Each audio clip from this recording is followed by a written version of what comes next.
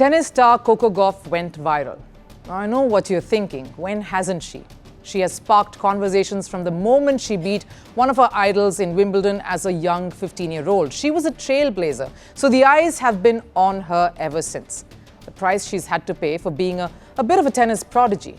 Today, she's in the center of a raging chatter when a video of her venting her frustrations went viral.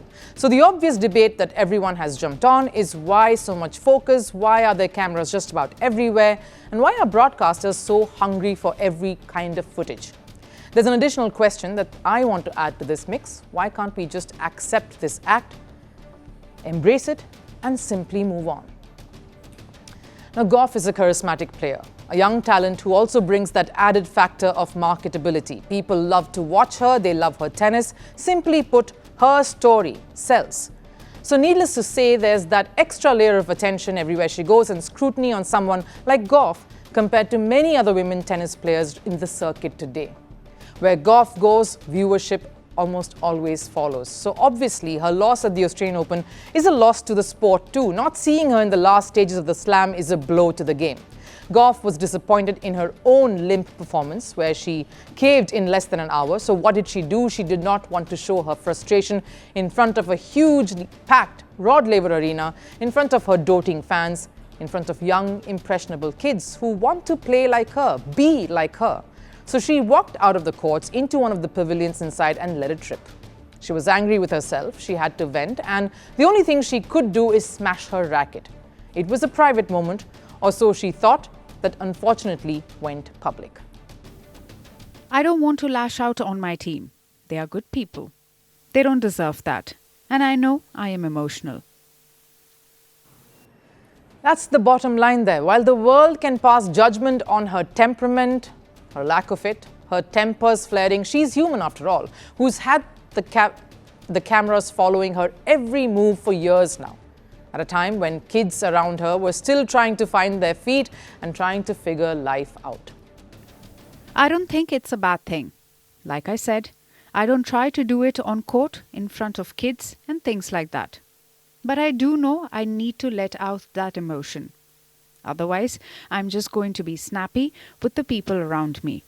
And I don't want that because, like I said, they don't deserve it.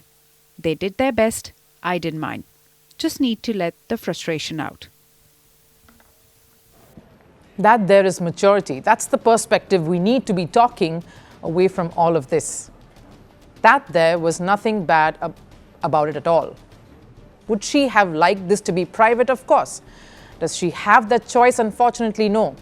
I know Iga Swiatek was rather livid when all of this played out. Her reaction says it all. Are we animals in the zoo, she asks. And while I understand her frustration too, as a fellow tennis player, I'm saying that is not the debate we should be having. Rather, it has to be about why judge what you're seeing and vilifying that act at all. Gauff smashed her racket in frustration, so what? Why can't we normalize this? Gauff says she vented this way so she wouldn't end up snapping at her team, a team who have worked so hard for her with her.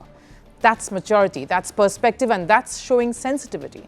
And that's what kids actually need to hear. That's what they need to see. That's what you can learn from.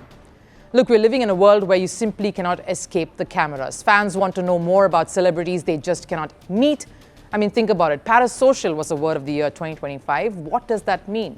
A psychological bond where just about anyone feels a close, intimate relationship with a celebrity. That's the kind of times we're living in. So there's no fighting this, there's no way to turn it all around, and there's definitely no trying to change it. What we can surely do though, and with certainty, is change the narrative here on. Coco Gauff is many things. She may break rackets, but she has come here this far, reaching dizzying heights after breaking barriers and that glass ceiling, and that's the story we need to tell. The world doesn't fit in boxes, so why should your news?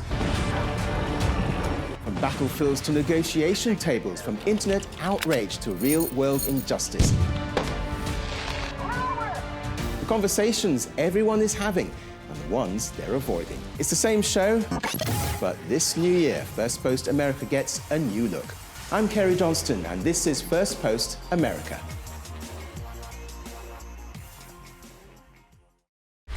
Want the facts? The latest developments. News that gets straight to the point. Well, we've got all three just for you. This is First Post Live, a brand new show, your window into what really matters. Don't miss it.